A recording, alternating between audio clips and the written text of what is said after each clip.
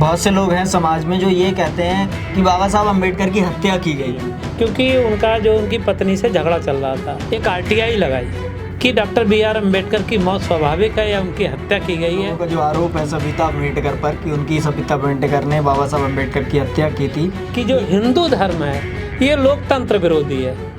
ये हिंदू धर्म केवल मुसलमानों के लिए विरोधी नहीं है, जो गैर ब्राह्मण लोग हैं उनके भी विरोधी है। और हिंदू राष्ट्र किसी भी रूप में नहीं बनने देना चाहिए। बाबा साहब अम्बेडकर का जीवन का जो काल है वो वास्तव में छोटा है, लेकिन उनके जो कार्य हैं वो महान हैं। तो बाबा साहब अम्बेडकर का क्या क्या और योगदान है भारत के आधुनिक भारत में? इस देश में ऐसा कौन सा क्षेत्र है जिसमें बाबा साहब डॉक्टर भीमराव अम्बेडकर की अमिट छाप नहीं है? कि हम लोग मंदिर में प्रवेश करने के लिए मरे नहीं जा रहे हैं, ना हम बहुत ज़्यादा परेशान हैं, केवल समानता का अधिकार के लिए आंदोलन किया गया। 1923 में बाबा साहब डॉक्टर भीमराव अम्बेडकर की प्रॉब्लम ऑफ द रुपीज प्रकाशित हुई, जिसके आधार पर इस देश में RBI reserve bank of India की स्थापना हुई। तो बाबा साहब अम्बेडकर का जो योगदान है उस महिलाओं के लिए इतना बड़ा है कि सारी महिलाओं को इस देश की उनको नमन करना चाहिए। लिए उन्होंने श्रमिक कानून बनवाए, श्रमिकों के लिए उसमें सुधार के कानून बनवाए, और मनुस्मृति तो अपने आप ख़त्म हो गई। तो ये बाबा साहब अम्बेडकर जो जहर था समाज में वो उसको बदलना चाहते थे। बाबा साहब अम्बेडकर के साथ लाखों लोग 14 अक्टूबर 1956 को नागपुर के मैदान में धम्म दीक्षा ले ली। तो ये तिलांजलि थी ये हिंदू धर्म के लिए, वैदिक धर्म के लिए, कि प्राचीन धर्म बौद्ध धर्म है। तथा कथित ब्राह्मण धर्मी या वैदिक धर्मियों के मनुस्मृति तथा कथित पवित्र ग्रंथ को क्यों जलाया? साथियों नमस्कार, आपका बहुत बहुत स्वागत है इंडस न्यूज़ 24/7 पर। मैं हूं संतोष साक्य। चर्चा करने वाले हैं बाबा साहब अम्बेडकर के जीवन चरित्र पर। बाबा साहब अम्बेडकर का जो परिनिर्वाण है वह 6 दिसंबर को हुआ था और आज भी 6 दिसंबर है, और हम ये चर्चा करने जा रहे हैं इसी उपलक्ष्य में। तो बाबा साहब अम्बेडकर, जैसा कि आप जानते हैं कि देश के एक बहुत ही महान नेता रहे हैं, बल्कि विश्व के महान नेताओं में उन्हें गिना जाता है। आप अर्थशास्त्री थे, लेखक थे, समाज उद्धारक थे, समाजशास्त्री थे, वकील थे, कानूनविद थे। आपके बारे में जितना कुछ कहा जाए कम है। तो बाबा साहब अम्बेडकर के जीवन के बारे में बात करने के लिए हमारे साथ आज सामाजिक चिंतक और लेखक सुरेंद्र सोनकर जी हैं, तो हम उनसे चर्चा करेंगे। तो सर, आपका बहुत बहुत स्वागत है। शुक्रिया। इतने महत्वपूर्ण तिथि पर आपने देश के महान जो लीडर रहे उनके परिनिर्वाण दिवस पर बात करने के लिए मुझे बुलाया। तो बाबा साहब के परिनिर्वाण से ही हम शुरू करते हैं। बाबा साहब अम्बेडकर एक बहुत ही महान नेता थे और 6 दिसंबर को उनका परिनिर्वाण 1956 को हुआ। तो क्या आप कहना चाहते हैं उनके परिनिर्वाण दिवस पर, आपका क्या कहना है? बिल्कुल सही बात है। 14 अप्रैल 1891 को वो प्रज्ञा का सूर्य किस देश में जो उगा था वो 6 दिसंबर 1956 को अतीत के गर्त में एक तरीके से डूब गया, और पूरा देश उस समय एकदम सदमे में आ गया, और उनके अनुयायी लोगों को बहुत धक्का लगा, आघात लगा, रोने लगे कि मेरे बाबा चलो गो, दुखी दीनों का अब कौन सहारा बनेगा। इस तरीके की बहुत बड़ी एक व्यथा, लोगों को कष्ट हुआ था, बहुत बड़ी बात थी वो। और जबकि उनकी दिनचर्या में देखें तो उस समय तक लग नहीं रहा था कि वो इस तरीके से चले जाएंगे। 5 दिसंबर की रात को ही उन्होंने नानक चंद रत्तू से बुद्ध और उनका धम्म की पुस्तक जो थी उन्होंने मंगवाई, उसकी प्रस्तावना लिखना चाह रहे थे। और उन्होंने भजन लगवाया था, चल कबीरा तेरा भवसागर डेरा, इस तरीके का, क्योंकि वो कबीर और महात्मा बुद्ध को बहुत मानते थे और उनकी शिक्षाओं को हमेशा अपने आसपास गुनगुनाते रहते थे। तो जब उनका परिनिर्वाण हुआ तो देश में क्या स्थिति थी, किस तरह के हालात थे? और कहा जाता है कि मुंबई में उस समय लाखों लोग इकट्ठे हो गए थे, तो वो क्या परिस्थितियां थी उस समय? हाँ, बिल्कुल बात सही है। जिस तरीके से कि सुबह को जब उनकी पत्नी सविता जब वो देखती हैं तो उन्होंने सबसे पहले अपना जो ड्राइवर है उसको भेजती हैं, और नानक चंद रत्तू जो कि रात में 11 बजे तक बाबा साहब डॉक्टर भीमराव अम्बेडकर के पास ही रहे। उनकी जो भी उनका बहुत बड़ा योगदान है नानक चंद रत्तू का, बाबा साहब डॉक्टर अम्बेडकर के जीवन में कि वो नौकरी पे जाने से पहले मिलना, और जब वो रात में भी जब बाबा साहब डॉक्टर भीमराव अम्बेडकर से मिलने के बाद ही जाते थे, कुछ उनके जैसे लेटर टाइप करना या कुछ पुस्तकों के विषय में कि निकलवा के देना, भोजन कराना, ये उनकी दिनचर्या में शामिल था। रात्रि 11 बजे तक वो वहीं थे और पिछली रात वो जा नहीं पाए थे, यानी कि 4 दिसंबर की रात को, तो वो अपने घर चले गए थे। और सुबह ही जब वो ड्राइवर को देखते हैं तो वो भौचक रह जाते हैं कि ये लग रहा है बाबा साहब अम्बेडकर नहीं रहे। खैर वो आते हैं और देखते हैं और उनको रोने लगते हैं, पैर दबाते हैं और कृत्रिम सांस देने की भी कोशिश की, और एक बहुत बड़ा सदमा था, बहुत बड़ा एक धक्का था। और फिर वो सूचना दी जाती है लोकसभा के लिए, राज्यसभा के लिए। जवाहरलाल नेहरू जो कि उस समय तत्कालीन देश के प्रधानमंत्री थे, वो भी सबसे पहले पहुंच जाते हैं। इसी तरीके से पूरे एकदम आग सी की तरह, कैसे जंगल में जैसे आग लगती है उस तरीके से खबर पहुंचती है। सोहनलाल शास्त्री से लेके 25 वर्ष उनके जीवन में रहे। तो इसी तरीके रेडियो पर जब प्रसारण होता है तो पूरे देश में पता लग जाता है कि आधुनिक भारत के निर्माता, संविधान के शिल्पकार बाबा साहब डॉक्टर भीमराव अम्बेडकर इस दुनिया में नहीं रहे। लाखों की संख्या में पूरे महाराष्ट्र से, जहाँ से जगह जगह से लोग बाबा साहब अम्बेडकर के आवास पे लोग जुटने लगे थे। वो व्यवस्था की गई, फिर दिल्ली से उनका सब मुंबई पहुंचाया गया था। तो जो बाबा साहब अम्बेडकर का जो परिनिर्वाण हुआ, तो बाबा साहब अम्बेडकर कहा जाता है कई बीमारियों से भी ग्रस्त थे। तो क्या कारण थे कि उनकी मृत्यु कम उम्र में ही हो गई? 66 साल बहुत ज़्यादा उम्र नहीं होती है। तो क्या कारण थे कि क्या कौन कौन सी उन्हें बीमारियां थी? कहा जाता है कि जब वो लंदन वगैरह में रहे तो ठीक से अपनी हेल्थ की केयर भी नहीं कर पाते थे।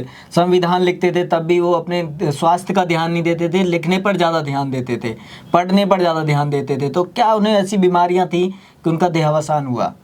हाँ, बात सही है। बाबा साहब अम्बेडकर का जीवन का जो काल है वो वास्तव में छोटा है, लेकिन उनके जो कार्य हैं वो महान हैं, वो बेमिसाल हैं, वो बहुत बड़े हैं। और बाबा साहब अम्बेडकर खुद भी कहा करते थे कि जीवन लंबा होने की बजाय महान होना चाहिए। मैं समझता हूँ उनके कहे हुए शब्द उन पे ही चरितार्थ करते हैं।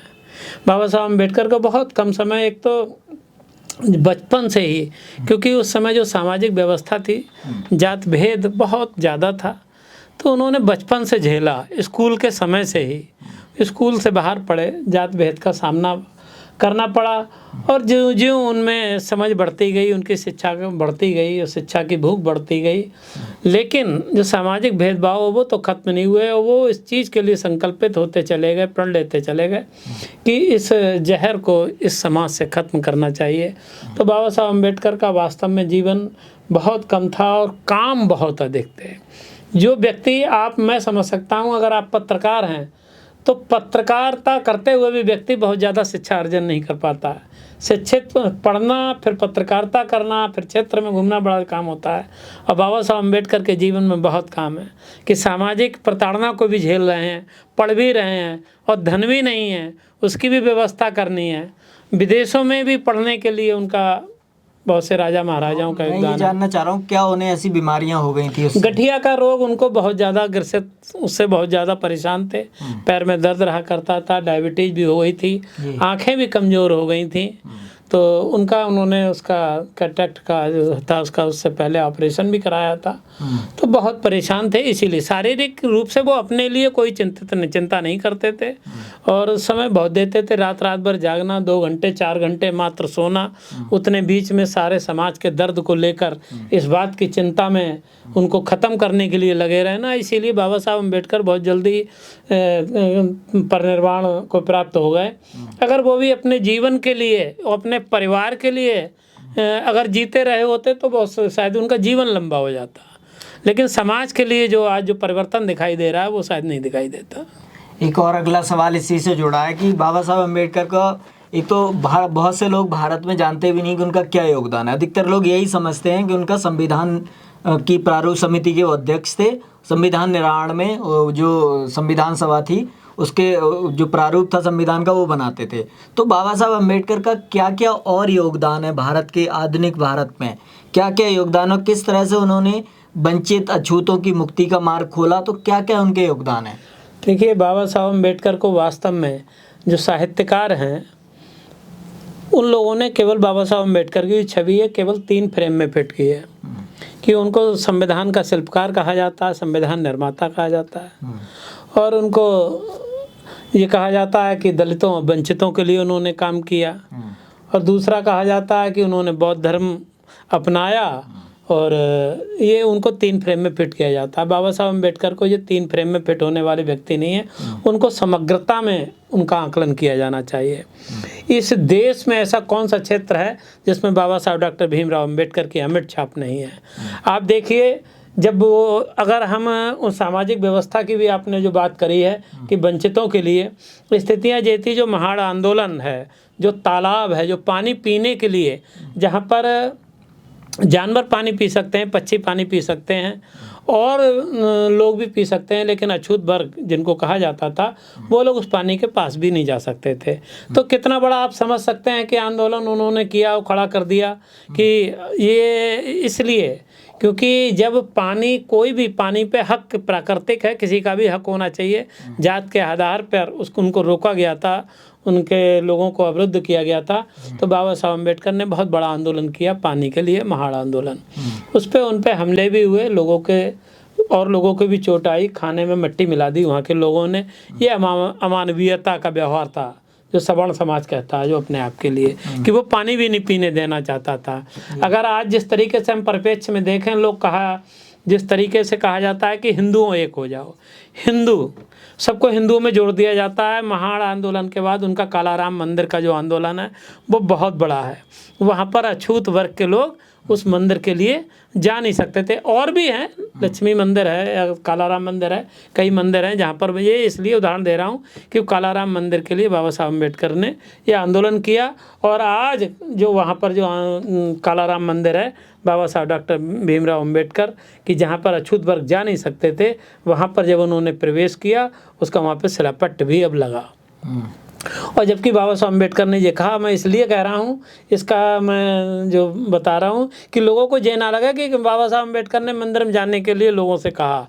वो केवल ये था कि मानवता की, समानता का व्यवहार हो। जब और लोग भी जा सकते हैं तो हमें भी जाना चाहिए, हम जा सकते हैं, हमें कोई रोक नहीं सकता। बाबा साहब अम्बेडकर ने कहा था कि मैं अपने समाज के लोगों को बता देना चाहता हूं कि हम लोग मंदिर में प्रवेश करने के लिए मरे नहीं जा रहे हैं, ना हम बहुत ज़्यादा परेशान हैं, केवल समानता का अधिकार के लिए आंदोलन किया गया है।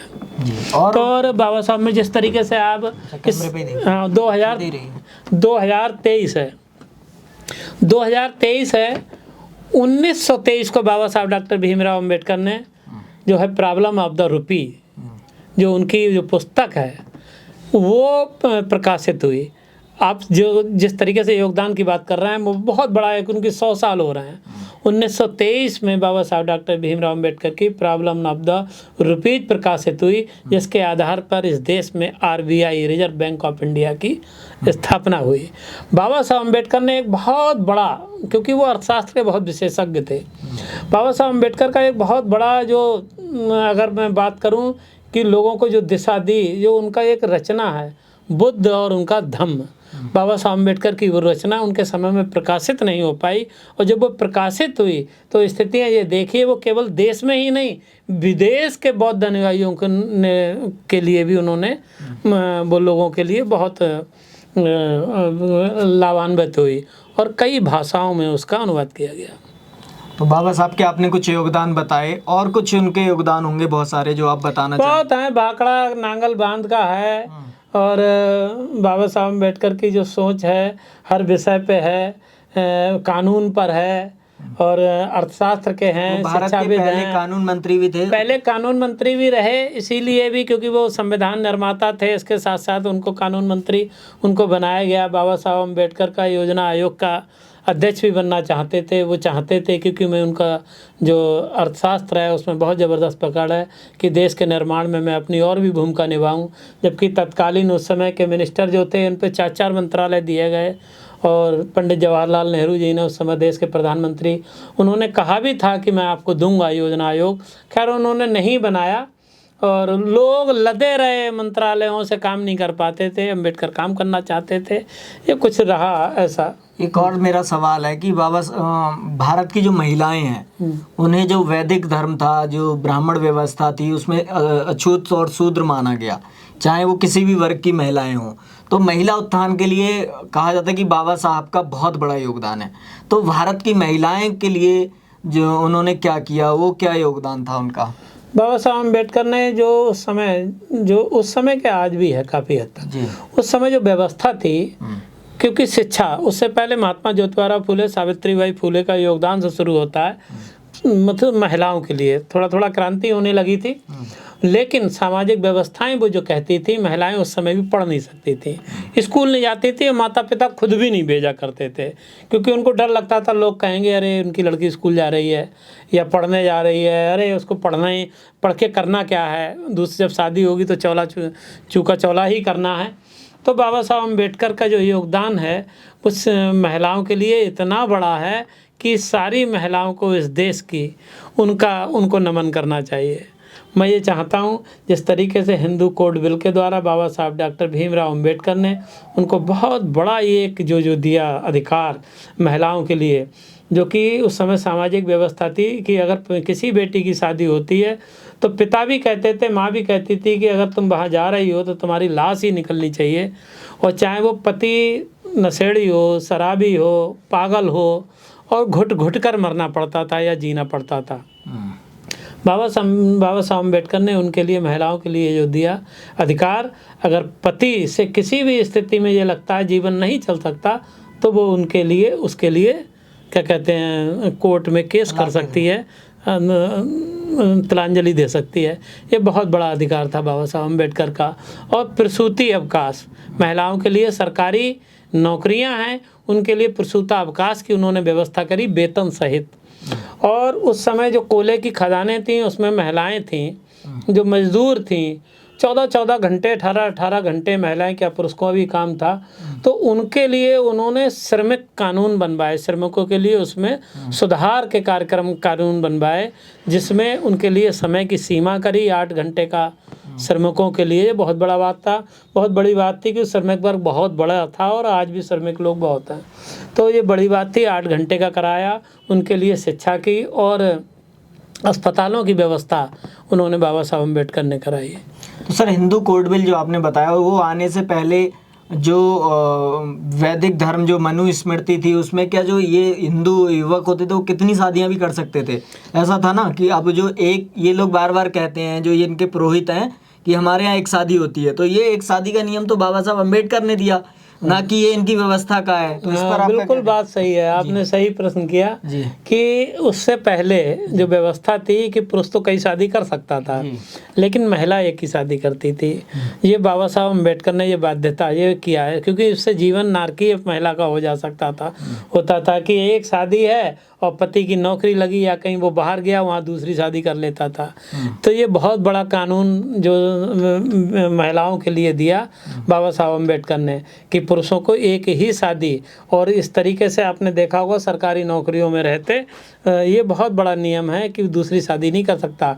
नियम ये भी है कि दूसरी शादी चाहे सरकारी नौकरी हो या ना हो, पुरुष को एक शादी करनी होगी, और उससे पहले ऐसा नहीं था कि पुरुष कितनी भी शादियां करता था, महिलाओं पे अत्याचार होते थे, घुट घुट के मरती थी। और सबसे बड़ा जो अधिकार दिया, संपत्ति में अधिकार महिलाओं के लिए दिया बाबा साहब भीमराव अम्बेडकर ने। पहले पिता की संपत्ति में पिता का बेटों का हक हुआ करता था, बेटियों का हक नहीं हुआ करता था, और उस बेटी की शादी ससुराल जब चली जाती थी शादी होकर, वहाँ भी वही स्थिति थी कि पति के मरने के बाद संपत्ति या तो पुत्र में आती थी, अगर पुत्र नहीं है तो भाइयों में बट जाती थी। महिला फिर भी दर दर भटकती थी, उधर पिता के घर में संपत्ति का में कोई नाम नहीं, इधर पति के घर में नाम नहीं। आज ये है कि जो महिलाएं वो पति की और पिता की हक में संपत्ति का अधिकार महिलाओं को मिला है, ये बहुत बड़ी देन है। तो सर, आपने ये तो हम लोगों ने बात की कि बाबा साहब का क्या योगदान है। अब जो बाबा साहब अम्बेडकर हैं, वो बाबा साहब अम्बेडकर कैसे बने, क्या क्या उन्हें अपने जीवन में संघर्ष करने पड़े, तो उसके बारे में हमारे दर्शकों को बताएं। देखिए, बाबा साहब अम्बेडकर की एक तो शिक्षा का शुरुआती दौर है, जबकि उनके पिता आर्मी में थे, काफ़ी हद तक मैं समझता हूँ स्कूल में, इसीलिए उनका एडमिशन भी हो पाया। और क्योंकि वो छावनी में थे, महू में, इसलिए। लेकिन फिर भी जब स्कूल में जाते थे, जो परिवेश था स्कूल का वो वैसा ही था, जातवाद से ग्रस्त था। तो इस बात से वो बड़ा दुखी भी रहा करते थे कि उनको जैसे पानी पीने का, अगर आदमी को, बच्चे को, अछूत बच्चे को अगर प्यास लगी है, जब तक चपरासी या कोई पानी नहीं डालेगा, अलग से उसको नहीं देगा, तो वो लोगों को मुंह देखना पड़ता था। मैं समझता हूँ इसमें एक उनके गुरु कृष्णा जी केलुस्कर हैं, उनका बहुत बड़ा योगदान है। क्योंकि बाबा साहब अम्बेडकर जो थे उस समय बालपन में एकदम जब पानी पीने के लिए या भोजन के लिए अपने घर भागते थे, तो उन्हें वो बड़ा खूबसूरत से लगते थे। और उनकी स्टडी को देख के उन्हें लगता था इस बच्चे के लिए कुछ मदद की जाए, तो वो रोटी भी लाते थे अपने तरफ से, 1-2 रोटी अलग से लाते थे और बाबा साहब अम्बेडकर को वो देते थे। और पानी की व्यवस्था के लिए भी चपरासी से वो कहा करते थे। ये बहुत बड़ी विषमता थी। 1907 में जब वो मैट्रिक पास करते हैं, जो बौद्ध धर्म की क्रांति हुई, मैं समझता हूँ जो उनके दिमाग में जो बीज अंकुर फूटा वो उस समय का ही है। तो वो उनका बड़ा सम्मान किया गया महारों की बस्ती में, क्योंकि उस समय की स्थितियों के अनुसार एक अछूत बच्चे का मैट्रिक पास करना बहुत बड़ी बात थी। तो उस सम्मान में गुरु कृष्णा जी केलुस्कर ने उनको एक पुस्तक दी थी, बुद्ध रचित, जो उनकी खुद की लिखी हुई थी। और मतलब सब प्रेम उन्होंने भेंट की थी। और वहीं पे एक वायदा उनसे कहा था, उनके पिता से कहा था कि आप भीमा को खूब पढ़ाओ, और इसके लिए जो भी अगर आर्थिक स्थिति की समस्या पैदा होगी तो इसकी व्यवस्था मैं करवाऊंगा। क्योंकि उन्होंने सुन रखा था कि सयाजी राव गायकवाड़ जो कुर्मी राजा थे, उन्होंने कभी कहा था कि अछूत बच्चे अगर पढ़ना चाहते हैं और उनको अगर पैसे धन की आवश्यकता है तो मैं छात्रवृत्ति की उनको प्रदान करूंगा। तो ये बहुत बड़ा रोल था।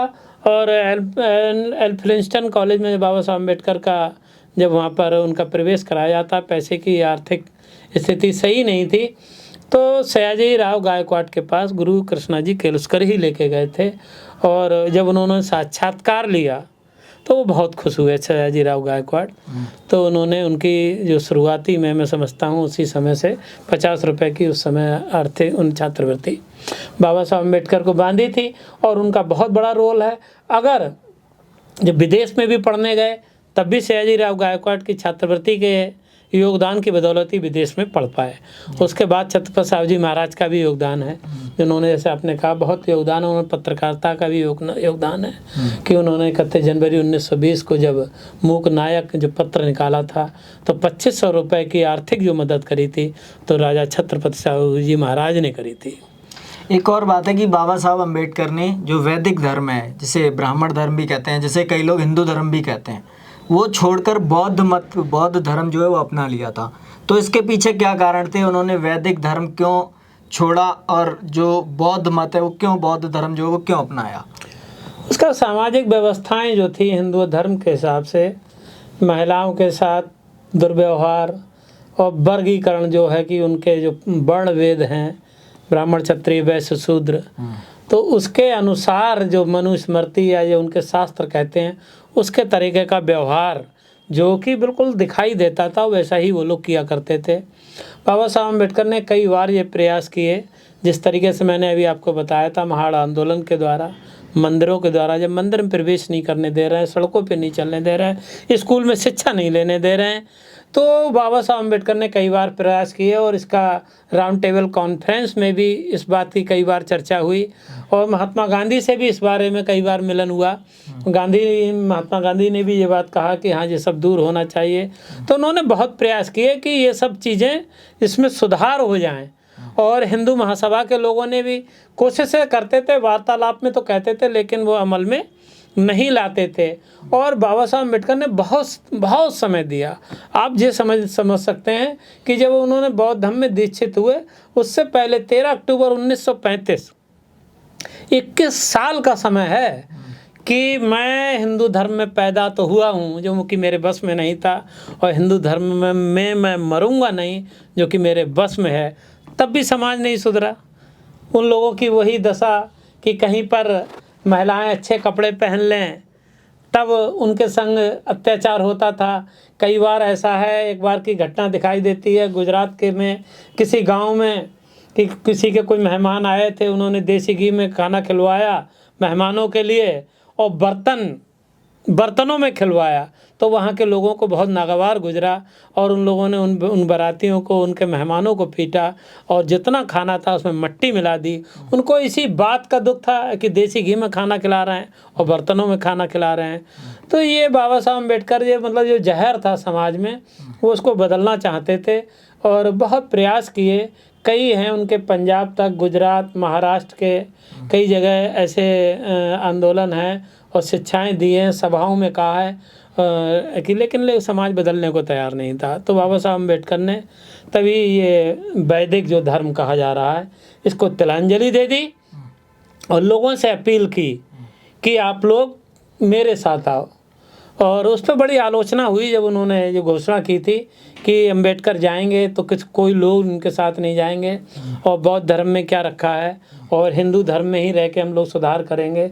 तो बाबा साहब अम्बेडकर के साथ लाखों लोग 14 अक्टूबर 1956 को नागपुर के मैदान में धम्म दीक्षा ले ली। तो ये तिलांजलि थी ये हिंदू धर्म के लिए, वैदिक धर्म के लिए, कि वो सुधरने को तैयार नहीं थे। तो जब वो सुधर नहीं सकते हैं तो उसको छोड़ देना ही अच्छा था, ये बाबा साहब अम्बेडकर ने सोचा। एक बात और कही जाती है कि जो पिछड़ा वर्ग है और अनुसूचित जाति, अनुसूचित जनजाति, इनका मूल जो धर्म है वो बौद्ध धर्म ही है और इन्होंने कभी कन्वर्जन किया नहीं एक्चुअल में ब्राह्मण धर्म या वैदिक धर्म में। तो ये बात बाबा साहब भी कहते हैं कि इनका मूल धर्म जो है, मेरा मूल धर्म जो है वो बौद्ध धर्म ही है। तो ये कैसे है? क्या बौद्ध धर्म ही प्राचीन भारतीय और ये भारत का धर्म है? हाँ, प्राचीन धर्म बौद्ध धर्म है और वास्तव में जो यहाँ के मूल निवासी हैं जी, जिनको पिछड़ा, दलित, आदिवासी कहा जाता है, इनका बौद्ध धर्म से ही नाता है। जिस तरीके से नागपुर में इन्होंने बौद्ध धर्म की दीक्षा ली, उस नागपुर का महत्व को भी समझ के, क्योंकि वो नागवंशियों का शहर था, नागवंशी भी मूल निवासी थे और अतीत में चले जाएंगे वो लोग बौद्धिक थे, बौद्ध धर्म से रिलेटेड थे। तो वास्तव में जो असल धर्म है वो बौद्ध धर्म ही है यहाँ पिछड़े दलित और आदिवासियों का। और बाबा साहब अम्बेडकर ने जो घोषणा की थी कि आप लोग मेरे साथ आइए, उनसे लोगों ने कहा कि ये बाबा साहब अम्बेडकर के साथ नहीं जाना चाहिए, ये आपको डुबो देंगे, पानी में डाल देंगे, गड्ढे में चले जाएंगे। और तो बाबा साहब अम्बेडकर ने कहा था कि मैं अपने समाज का अभिमानक गडरिया हूँ। जिस तरीके से मूसा ने और ईरान में ले जाके उनने अपने साथ के यहूदियों को ले जाके ईरान से छोड़ के फ़िलिस्तीन में बसाया था, तो उन्होंने ऐसे ही, ये बहुत बड़ी क्रांति थी कि बाबा साहब अम्बेडकर ने कहा कि मैं अपने समाज का अभिमानक गडरिया हूँ, इस समाज को मेरे साथ चलने में ही भलाई है। और वास्तव में वो बहुत परिवर्तन हुआ और क्रांति भी आई, पूरे महाराष्ट्र में तो दिखाई देती है आज। जिस तरीके से महापंडित राहुल सांकृत्यायन ने कहा था कि बाबा साहब डॉक्टर भीमराव अम्बेडकर ने बौद्ध धर्म का खंभा जो इस धरती पर गाड़ दिया है, अब किसी के हिलेगा नहीं। और सत्यता ये है कि निरंतर बौद्ध धर्म की क्रांति हो रही है। आज पूरे देश के अलावा कई अन्य देश में भी बाबा साहब डॉक्टर भीमराव अम्बेडकर को पढ़कर कई धर्म के लोग जो हैं बौद्ध धर्म की तरफ आकर्षित हो रहे हैं। एक बात और कही जाती है कि जो मनु स्मृति है वो बाबा साहब ने 25 दिसंबर 1925 को जलाई थी। और मनु स्मृति को वो जो खासकर ब्राह्मण जाति के लोग हैं वो बहुत पवित्र मानते हैं। तो वो क्या कारण था बाबा साहब अम्बेडकर ने तथाकथित ब्राह्मण धर्मी या वैदिक धर्मियों के मनु स्मृति तथाकथित पवित्र ग्रंथ को क्यों जलाया? देखिए, 25 दिसंबर 1927 की घटना है और ये महाड़ आंदोलन हो रहा था जी। और ऐसा नहीं है कि वो जो थे जो सहस्त्र बुद्धे हैं वो ब्राह्मण ही हैं, जो उसमें अन्यायपूर्ण जो नियम है मनुस्मृति के, उसको वहाँ पढ़ के सुनाए। वो वहाँ पर जब कई हजार लोग थे, जो मनुस्मृति की एक तरीके का प्रतीक के तौर पे बाबा साहब डॉक्टर भीमराव अम्बेडकर ने वो पुस्तक जलाई। बाबा साहब अम्बेडकर जैसा पुस्तक प्रेमी जिसके क्या वजह थी, मतलब उसके वजह ये ऐसे थी, क्या नियम थे वही हम जानना चाह रहे हैं। नियम यही थे कि मनुस्मृति के आधार पर वर्णवाद के हिसाब से, जातिवाद के साथ आधार पर उसमें भेद थे, शिक्षा का अधिकार नहीं था और महिलाओं के साथ अत्याचार थे, जातीयता के हिसाब से उसमें नियम बने थे, ब्राह्मणों को सर्वश्रेष्ठ माना गया था। और उसी तरीके से नियम बनाया कि क्षत्रियों पे अधिकार रक्षा का और वैश्य पे व्यापार का, और शूद्रों को इन ऊपर के वर्णों के लोगों की सेवा करने का। तो जो अन्यायपूर्ण नियम थे मनुस्मृति, वो काला जो उसमें लोगों के लिए भला हो सकता है, पवित्र हो सकता है, लेकिन शूद्रों और महिलाओं के लिए उसमें कोई भी स्थान, पवित्र स्थान नहीं था। गणना ही गणना थी, इसलिए जलाया गया। तो एक बात और कही जा रही कि मनुस्मृति को फिर से लागू करने की कोशिश चल रही है, तो शूद्रों को और अछूतों को जो तथाकथित उन लोगों ने इन्हें बनाया, तो इन लोगों को क्या कैसे समझना चाहिए इस चीज़ को, मनुस्मृति को, या बेसिक चीज़ क्या समझना चाहिए? मनुस्मृति कैसा ग्रंथ है? मनुस्मृति अन्यायपूर्ण ग्रंथ है, समानता उसमें है नहीं, लोकतंत्र उसमें है नहीं, इसीलिए वो अन्यायपूर्ण ग्रंथ है। जो लोगों के लिए, जो लोग अपर क्लास के लोग हैं, ब्राह्मण वर्ग है, उनके लिए हो सकता है, लेकिन सबके लिए नहीं। उनमें भी उदारवादी जो ब्राह्मण वर्ग है वो कभी भी नहीं जाएगा, क्योंकि जो संविधान सभा में जो लोग थे, केवल बाबा साहब अम्बेडकर ही नहीं थे, उसमें सैकड़ों लोग थे, और सबके आधार पर उसमें जो संविधान की उसमें रचना हुई है। और मनुस्मृति तो अपने आप ख़त्म हो गई जब 26 जनवरी 1950 से जब गणतंत्र लागू हो गया, तो किसी शास्त्र की आवश्यकता अब है नहीं। और जो पिछड़े और दलित, आदिवासी और इस तरीके के जो लोग मनुस्मृति लागू करने की बात करते हैं, मैं समझता हूँ वो लोकतंत्र के विरोधी हैं और देश के विरोधी हैं। ऐसे लोगों को सज़ा देने का प्रावधान उनके लिए होना चाहिए। बहुत से लोग हैं समाज में जो ये कहते हैं, जो खुद को अम्बेडकरवादी भी कहते हैं, ऐसे लोग भी, कि बाबा साहब अम्बेडकर की हत्या की गई थी, बाबा साहब अम्बेडकर की नेचुरल डेथ नहीं हुई थी, और बाबा साहब अम्बेडकर को 6 दिसंबर को या 5 दिसंबर को उनकी हत्या की गई थी। तो इस पर आपका क्या कहना है, क्या उनकी हत्या की गई थी? नहीं, मैं इसलिए उस बात को मानने को तैयार नहीं हूँ, क्योंकि वो सत्यापित नहीं है, प्रमाणित नहीं है, न कहीं पुस्तकों में। जो उस समय के लेखक थे जो बाबा साहब अम्बेडकर के साथ रहे, चिंताएं लोगों की थीं, क्योंकि उनकी पत्नी से झगड़ा चल रहा था। 5 दिसंबर को भी दिन में झगड़ा हो रहा था, क्योंकि बाबा साहब अम्बेडकर की तबीयत ठीक नहीं थी, दर्द से करा रहे थे, और उनकी पत्नी सविता मार्केट चली गई थी, और जो मावलंकर डॉक्टर थे उनके साथ भाई थे, वो भी बॉम्बे से आए हुए थे। वो लोग मार्केट चले गए और शाम हो गई। बाबा साहब अम्बेडकर बहुत परेशान थे। जिस तरीके का जिक्र नानक चंद्र रत्तू ने किया है कि जब वो आई तो बाबा साहब अम्बेडकर बहुत नाराज़ हुए और बहुत कुछ सुनाए। उनका भाई जो था मावलंकर, वो अलग कमरे में सुनता रहा, और उन्होंने बताया कि मेरी इतनी तबीयत ख़राब होने के बाद आप सैर सपाटा करती रही हो इतने समय तक। तो उन्होंने क्या कहते हैं, नानक चंद्र रत्तू से कहा कि साहब को समझाओ, नाराज़ ना हो, ज़्यादा गुस्सा ठीक नहीं है। तो लेकिन अब जिक्र का, अगर हत्या का किसी ने देखा नहीं, क्योंकि 11 बजे तक रात के नानक चंद्र रत्तू रहे बाबा साहब अम्बेडकर के साथ, और सुबह खबर ही पहुंचती है, उसका कोई प्रमाण नहीं है। क्योंकि जो सन 1972 में R.H. बंसल नाम के व्यक्ति ने भारत सरकार को एक RTI लगाई कि डॉक्टर B.R. अम्बेडकर की मौत स्वाभाविक है या उनकी हत्या की गई है या क्या है, या ये उनका पोस्टमार्टम हुआ था या नहीं हुआ था। तो वो RTI को वापस कर दिया गया कि मतलब उनके पास इस चीज़ का कोई रिकॉर्ड नहीं है कि ना तो पोस्टमार्टम हुए का या ना हुए का, हत्या हुई या ना हुई क्या। इसलिए इसको मैं प्रमाणिक तौर पे नहीं कह सकता। लेकिन काफ़ी जब से उनका विवाह हुआ था, लेकिन काफ़ी हद तक सविता अम्बेडकर का उनका साथ है, चाहे उन्होंने बौद्ध धर्म की दीक्षा ली हो, चाहे नेपाल के बौद्धिस्ट जो विश्व सम्मेलन हुआ था उसमें साथ हो। तो मैं इस बात को मैं प्रमाणिक तौर पे नहीं कह सकता, लेकिन मनमुटाव लगातार चलने लगा था। ये आखिरी के दिनों में की बात तो है। ये जो खुद को अम्बेडकरवादी कहते हैं, उन लोगों का जो आरोप है सविता अम्बेडकर पर कि उनकी सविता अम्बेडकर ने बाबा साहब अम्बेडकर की हत्या की थी, ये पूरी तरह कोई प्रमाणित नहीं है, बस लोग ऐसे ही षड्यंत्र का एक थ्योरी बना रहे हैं। मुझे ये भी एक चीज़ और लगता है कि बाबा साहब अम्बेडकर के लोगों को बहुत प्यार है, बहुत अधिक, क्योंकि उन्होंने, बाबा साहब अम्बेडकर ने लोगों के जीवन बदले हैं। और एक भावुकता भी हो सकती है, क्योंकि वो ब्राह्मण समाज से थी और परेशान तो थे, तबीयत तो बहुत ख़राब थी, लेकिन लग नहीं रहा था कि एकदम ऐसे चले जाएंगे।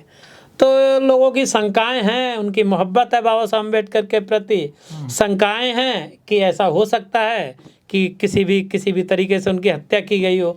लेकिन ऐसा शरीर देख के कि जो देश के प्रधानमंत्री भी वहाँ पर पहुँच गए थे, और फिर वो भी रोई हैं नानक चंद्र रत्तू सोहन लाल शास्त्री के साथ ये कुछ भी, लेकिन उसका कुछ ऐसा शारीरिक रूप से भी नहीं दिखाई दिया हत्या की गई हो, जबकि देश के कानून, राज्यसभा के सदस्य थे उस समय, कानून मंत्री रहे, देश के बड़े नाम थे, उनका पोस्टमार्टम नहीं हुआ।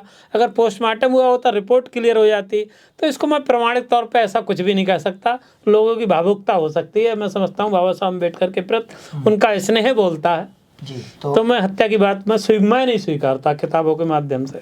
ठीक है। तो सर एक और सवाल है कि बाबा साहब अम्बेडकर जो चाहते थे कि वो अछूतों की मुक्ति हो, देश का जो हर नागरिक है उसे उसके अधिकार मिले, श्रमिकों को अधिकार मिले, महिलाओं को अधिकार मिले, देश में बराबरी आए, मनुस्मृति, वेद, जो छुआछूत और भेदभाव फैलाने वाले धर्म हैं, ग्रंथ हैं, वो सब कहीं ना कहीं उससे मुक्ति मिले लोगों को। तो आपको क्या लगता है जो ओबीसी SC ST है देश का, जिसकी लड़ाई लड़ रहे थे बाबा साहब, उसे कितनी मुक्ति मिल पाई है?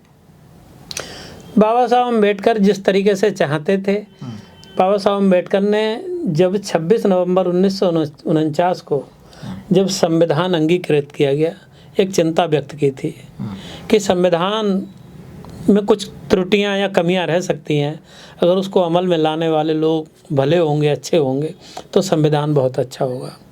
मैं समझ सकता हूं कि संविधान ऐसे लोगों के हाथ में सत्ताएं रहीं कि उसको पूरी तरीके से संविधान को लागू नहीं किया गया, चाहे कांग्रेस का दौर रहा हो और जिस तरीके से भारतीय जनता पार्टी है। लेकिन काफ़ी हद तक जो संवैधानिक उस समय, क्योंकि संविधान नया नया लागू हुआ था, काफ़ी हद तक संविधान को लागू उस समय हुआ, लोगों में क्रांतिकारी परिवर्तन आए भी। जिस तरीके से शेड्यूल कास्ट के लोग हैं उनको जो शामिल किया गया था, उनको रिजर्वेशन पूरी तरीके से नहीं मिल पाया, लेकिन मिलने लगा था। और क्योंकि बाबा साहब अम्बेडकर भी निगाह भी रखते थे, और आदिवासियों के भी मिला। पिछड़ों के लिए प्रावधान बाबा साहब अम्बेडकर ने आर्टिकल 340 के माध्यम से किए थे, और लेकिन वो भी काका कालेकर आयोग उन्होंने कह के बनवाया, बहुत कुछ हुआ, लेकिन वो सरकार, मैंने बताया ना, लोगों की मंशा नहीं थी, वो फिर वो गड्ढे में डाल दी गई, ठंडे बस्ते में वो डाल दिया गया। एक लंबा दौर है कि वो पिछड़ों को रिजर्वेशन या उनकी तरक्की के लिए कांग्रेस भी पूरी तरीके से उनके लिए नहीं चाहती थी कि उन लोगों का भला हो। उसी तरीके से आप देख लीजिए, जब ये दौर आता है विश्वनाथ प्रताप सिंह की गवर्नमेंट के समय में, तो जो आज की भारतीय जनता पार्टी की सरकार है, जब वो पिछड़ों के लिए वो आर्टिकल 340 के तहत उनको सरकारी सेवाओं के लिए केवल एक प्रावधान की संस्तुति देने की बात करते हैं, तो यही भारतीय जनता पार्टी के लोग, इन्हीं लोगों ने सरकार को से समर्थन वापस लेके गिरा दिया। मतलब ये भी भारतीय जनता पार्टी के लोग भी पिछड़े वर्ग के लिए आरक्षण और भलाई का काम कोई नहीं करना चाहते थे। माधवराव सिंधिया ने शिक्षा के लिए किया, तभी भी इन्हीं लोगों ने विरोध किया। तो मैं तो ये कह सकता हूँ कि किस्तों में कत्ल हुआ मेरा कुछ इस तरह है, कभी कातिल बदल गए तो कभी खंजर बदल गए। तो चाहे सरकारें कोई सी हों, पिछड़ों, दलितों, आदिवासियों के लिए रिजर्वेशन या कोई भी सहूलियत के कार्य देना नहीं चाहती थी। आज भी जिस तरीके से ये है, ये आज जगह जगह से मांग उठती है कि हिंदू राष्ट्र घोषित करेंगे, संविधान को खत्म करेंगे, मनुस्मृति को लागू करेंगे। बाबा साहब भीमराव अम्बेडकर ने द पार्टीशन ऑफ पाकिस्तान जो एक पुस्तक है, उसमें उन्होंने ये शंका व्यक्त की थी कि जो हिंदू धर्म है ये लोकतंत्र विरोधी है। ये हिंदू धर्म केवल मुसलमानों के लिए विरोधी नहीं है, जो गैर ब्राह्मण लोग हैं उनके भी विरोधी है। इसलिए देश अगर हिंदू धर्म या हिंदू राष्ट्र जो इस देश में अगर लागू होता है या बनता है, तो ये बहुत बड़ा अभिशाप होगा। इसकी निंदा की जानी चाहिए और हिंदू राष्ट्र किसी भी रूप में नहीं बनने देना चाहिए। मैं पिछड़ों, दलितों, आदिवासियों से अपील करना चाहता हूँ, और मैं जो सरकारों में शामिल सांसद हैं और विधायक हैं उनसे भी अपील करना चाहता हूँ कि बाबा साहब भीमराव अम्बेडकर ने जो चिंता व्यक्त की थी उसको अमल में मत लाने देना। कि हिंदू राष्ट्र ये समझ लीजिए लोकतंत्र विरोधी है, समता विरोधी है, और जो लोकतंत्र की परिभाषा है वो समानता की है, समता की है, सबको अवसर प्राप्त हों, सबको शिक्षा के, नौकरियों के, व्यापार के। तो जिस तरीके की जो सरकारें चल रही हैं और हमारे लोग एकदम जो एक तरीके से पथभ्रष्ट हैं, वो धर्म के आगे, क्योंकि उनको शिक्षा उतनी नहीं मिली जो संविधान में व्यवस्था की गई थी। 6 से 14 साल तक के बच्चों के लिए मुफ्त शिक्षा हो और आगे की जो शिक्षा हो जिसको आप बड़ी हायर एजुकेशन कह सकते हैं, उच्च शिक्षा हो, वो भी बहुत सुलभ और सस्ती हो। अगर इस और जगह जगह गांव देहातों में सब में शिक्षा के अवसर करे जाते तो पिछड़े और दलित समाज के लोग अगर खूब अच्छी तरीके से पढ़ गए होते और उनको अवसर लगातार मिल रहे होते तो उनमें एक तार्किक दृष्टिकोण पैदा होता। और धार्मिक दृष्टिकोण जो है वो इस समय तार्किकता पे भारी पड़ रहा है, क्योंकि तर्क की जो बुद्धि है वो विकसित ही नहीं हो पाई है, और जिनकी हुई है उनकी संख्या कम है। इसलिए जो लोग धार्मिकता की राजनीति करते हैं वो लोग इस समय सिर चढ़कर बोल रहे हैं। जी, तो दोस्तों ये थे हमारे साथ सुरेंद्र सोनकर जी, जो सामाजिक चिंतक लेखक हैं, बड़े लेखक हैं देश के। हमने उनसे बात की और बाबा साहब का परिनिर्वाण दिवस पर बात की, और आपने बाबा साहब अम्बेडकर जी के जीवन पर एक प्रकाश डाला, उनके योगदान बताए और उनका भारत में क्या योगदान है, वो क्या चाहते थे, कैसा भारत चाहते थे, उसके बारे में पूरा इन्होंने एक खाका खींचने की कोशिश की एक शॉर्ट टाइम में। तो सर, हमसे बात करने के लिए आपका बहुत बहुत धन्यवाद। केवल 2 लाइन बात कह के ख़त्म करता हूँ कि नील गगन का नीला पंछी, आप उस दृश्य को समझने की ज़रूरत है। 6 दिसंबर को और 7 दिसंबर को जब मुंबई में जब उनका शव सब पहुंचता है और लाखों की संख्या में लोग होते हैं तो स्वतः ही निकल पड़ा होगा कि नील गगन का नीला पंछी नील गगन में उड़ गया और रोई धरती रोए पंछी और आसमां भी रो दिया। बहुत शुक्रिया। तो दोस्तों, आप देखते रहिए इंडस न्यूज़ 24/7। मैं संतोष चाक्य, इंडस न्यूज़ के लिए बहुत बहुत धन्यवाद। नमस्कार।